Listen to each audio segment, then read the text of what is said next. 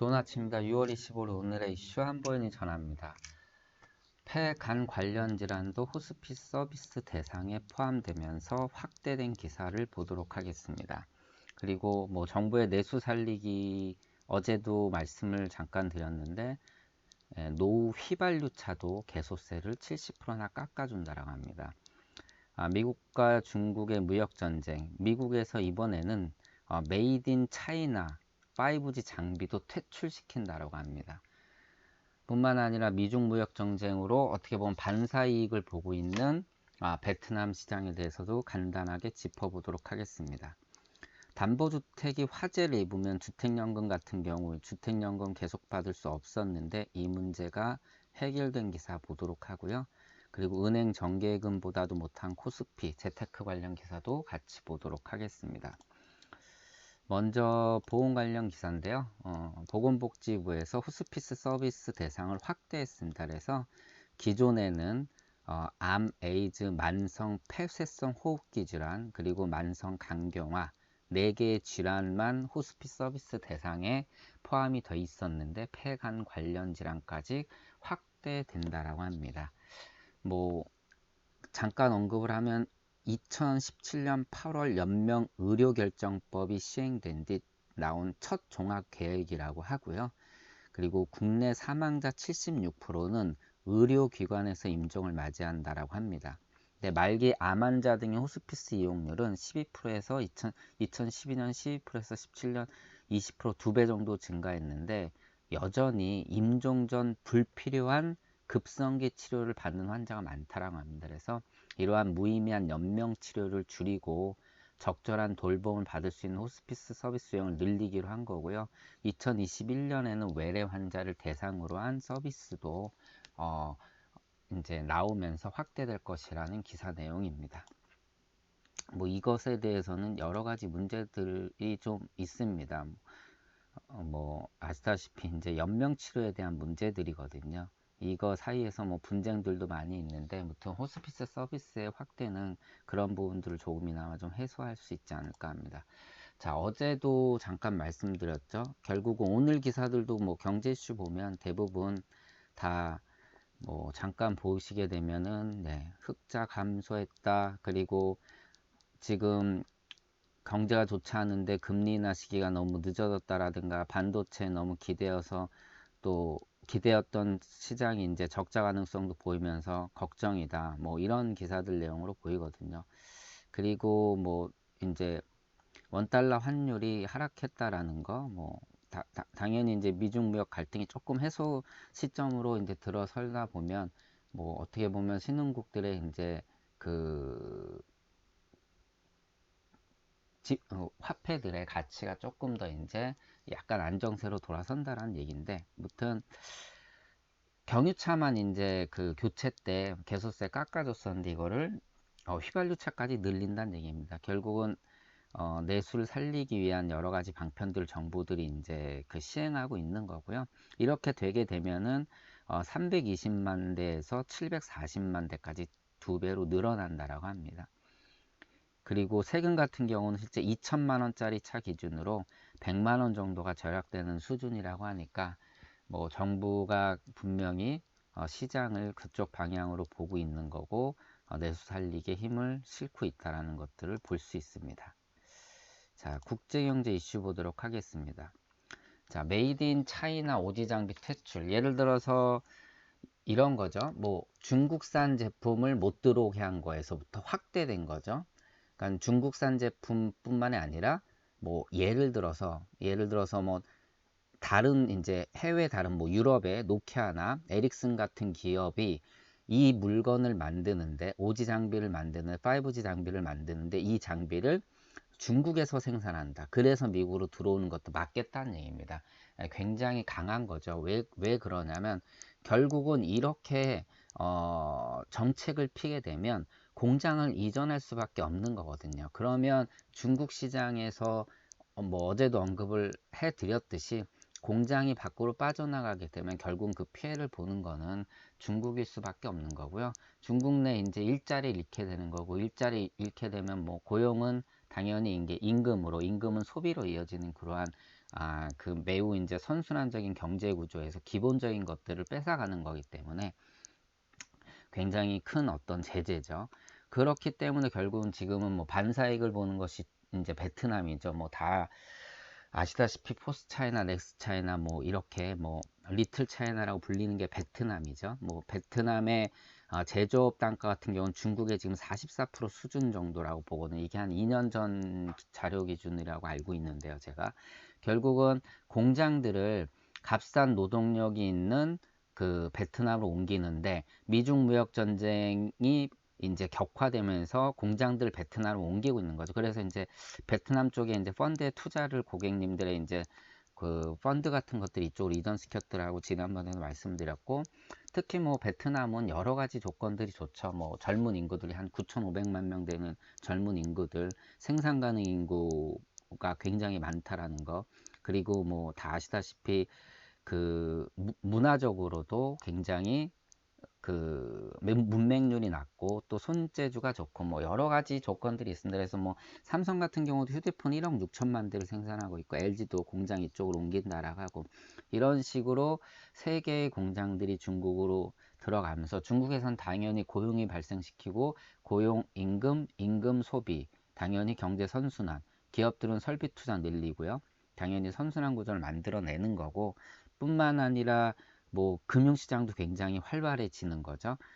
예를 들어서 그 뭐 지분율 같은 거, 외국인 지분율이 예전에 49% 이하쯤 이거를 100%까지 올리는 여러 가지 이제 이러한 제도들과 그 시장, 글로벌 시장의 어떤 흐름을 베트남 쪽이 이제 긍정적으로 받아들이면서 이쪽에 이제 그 늘어나고 있다는 거죠. 뭐 앞서 말씀드린 것처럼 뭐 그 5G 메이드 인 차이나 들어오지 못하게 하면 그 기업들이 공장을 옮겨야 되는데, 그런 것 중에 하나가 또 베트남이 될 수 있다라는 거죠. 뭐 이런 식으로 해서 베트남 시장에 대한 어떤 그 투자는 분명히 장기적으로는 좋은 효과가 있고, 과거 뭐 10년 전에 폭망했던 기억이 분명히 있을 겁니다. 그때와는 베트남은 거시경제적으로 지표 자체가 다르고요. 그리고 환율 문제들도 있는데 이것도 좋고, 이 부분은 나중에 이제 유튜브로 한번 말씀을 좀 드리도록 하겠습니다.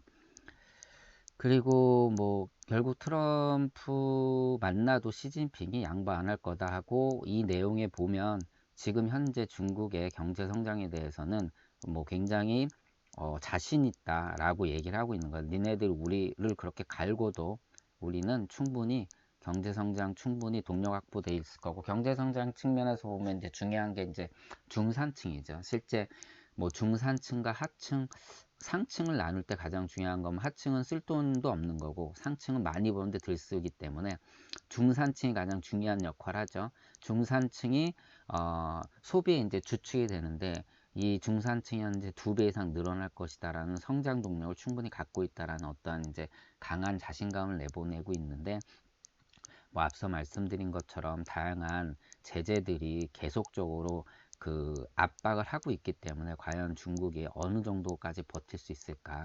뭐 기본적인 구조에서 늘 말씀드렸듯이 대중 수출 비중보다 대미 수출 비중이 훨씬 크기 때문에 뭐 이것이 이제 게임의 이제 시작 자체가 다르다라는 거죠. 그리고 재테크 관련 기사를 한번 보도록 하겠습니다. 예, 주택연금 받다가 화재 있고 뭐 주택이 망실되거나 뭐 멸실되게 되면 주택연금을 못 받게 되는데, 이것들에 대한 제도가 개선이 되네요. 그래서 뭐 다행인 거고요. 이걸 어떻게 개선하는지에 대해서는 뭐 자세하게 제가 보지 않았는데, 결국 뭐 보험 같은 것으로 해결되지 않을까요? 예, 보험으로 해결되면 또 그러한 부분에 대한 비용들이 또 분명히 있을 것으로 보입니다. 자, 브라질 채권 투자자 요즘 뭐 어떻게 보면 되게 좋죠.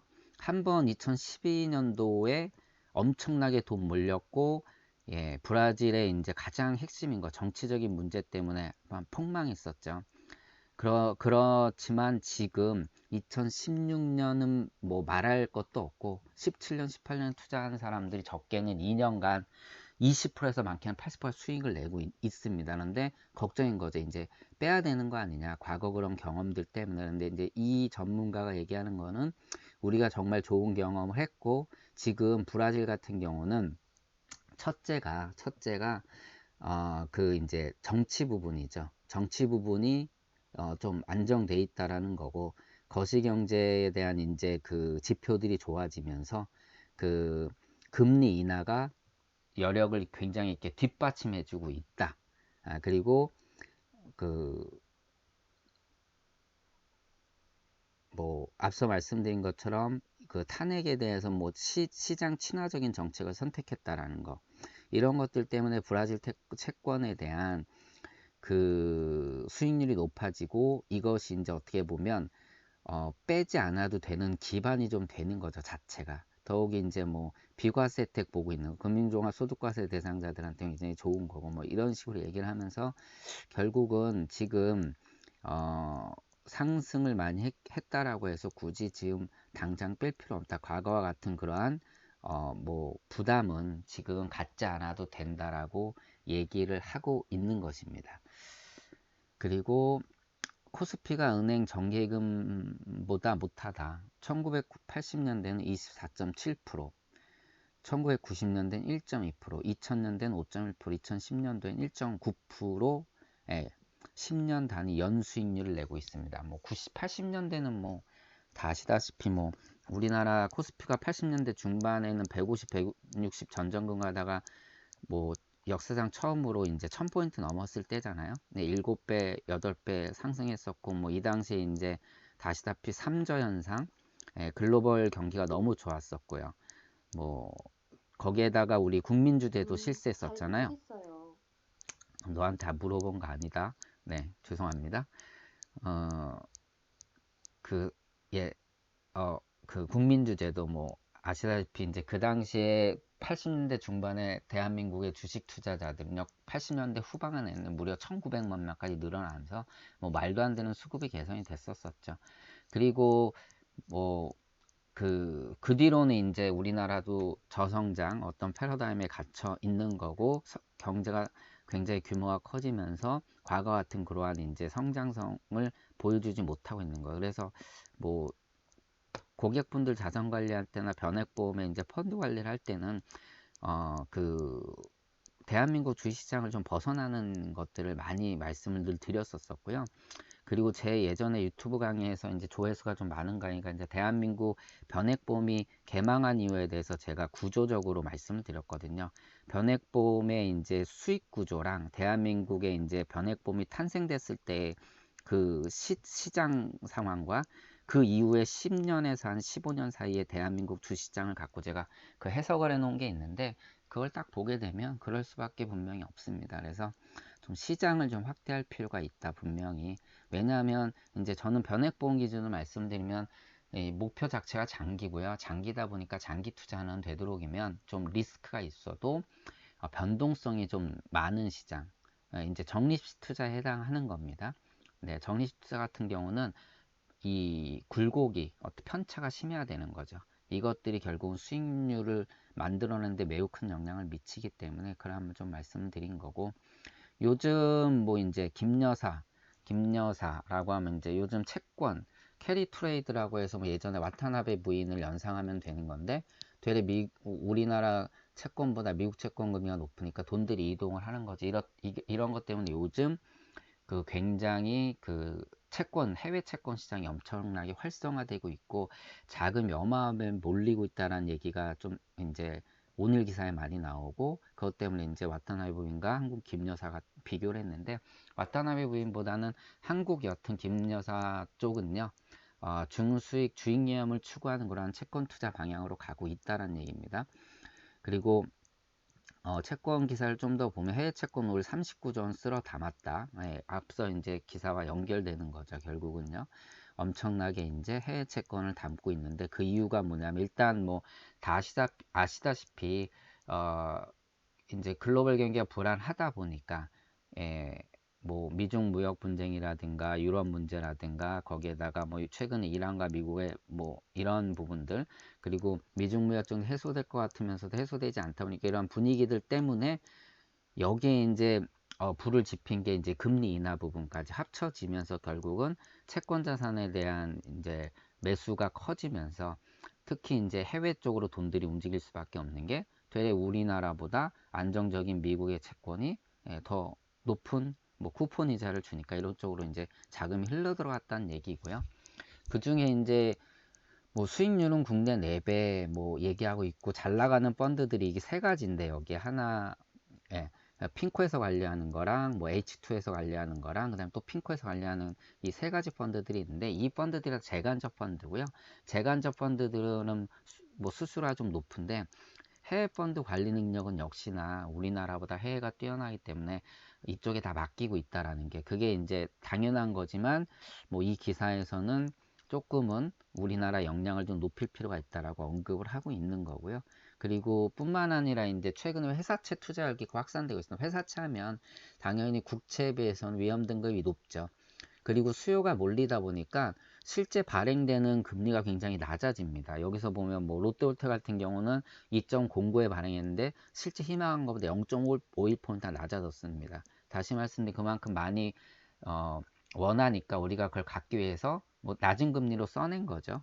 받고자 하는 사람들이. 그러니까 금리가 떨어지는데, 이런 것 때문에 결국은 회사에서는 발행하는 규모가 커지는 거죠. 그럼 이것이 리스크로 전가될 수 있다라는 것도 꼭 한번 그 점검을 해볼 필요가 있다. 결국은 늘 뭐 예전에 기억하시는지 모르겠지만, 우리나라가 이제 뭐 IMF를 맞은 게 뭐 이게 이제 좀 직접적인 연관은 아니지만, 예를 들어서 우리나라가 이제 OECD 가입되고 해외에 이제 싼 자금 빌려다가 흥청망청 쓰다가 망해버린 것처럼, 뭐 회사 입장에서는 개인 입장이나 뭐 가게의 경제 입장이나 회사나 국가도 똑같습니다. 결국은 이 신용을 어떻게 다루느냐가 굉장히 중요한데, 싼 이자를 갖고 신용을 늘리다 보면 분명히 어려워질 때 이것이 이제 폭탄처럼 다가온다라는 얘기죠.